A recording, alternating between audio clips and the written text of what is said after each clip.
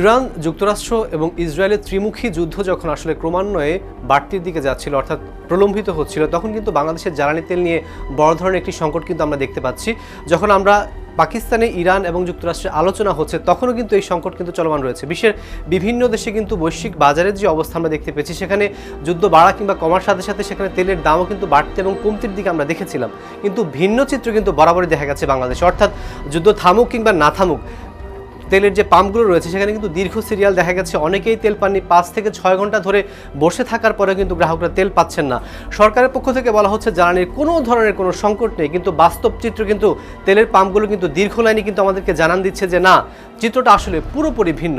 অন্যদিকে এর মাঝখানে খবর বের হয়েছে যে বাংলাদেশের একটি জাহাজ কিন্তু হরমুজ প্রণালীতে আটকা পড়েছে, যেখানে ছিল জ্বালানি ভর্তি সেই জাহাজটি।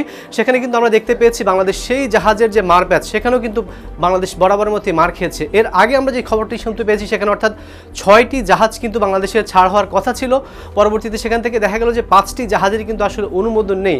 অর্থাৎ বাংলাদেশ জ্বালানির যে মার প্যাচ, জ্বালানির যে কূটনীতি, সেখানে কিন্তু পুরোপুরি মার খেয়েছে, যার সবচাইতে বড় প্রভাব পড়েছে বাংলাদেশের অর্থনীতির উপর, বাংলাদেশের কৃষির উপর, বাংলাদেশের উৎপাদন ব্যবস্থার উপর এবং সর্বোপরি যে সমস্ত সাধারণ গ্রাহকরা রয়েছেন তাদের উপর। এ থেকে উত্তরণে বাংলাদেশের সংসদে বরাবরই জ্বালানি মন্ত্রী কিন্তু জানিয়ে আসছিলেন যে সব ধরনের সংকট মোকাবেলায় বাংলাদেশ কাজ করছে, কূটনৈতিক চাল চালছে, কিন্তু দিন শেষে তার কোনো ফল কি সাধারণ মানুষজন পাচ্ছে?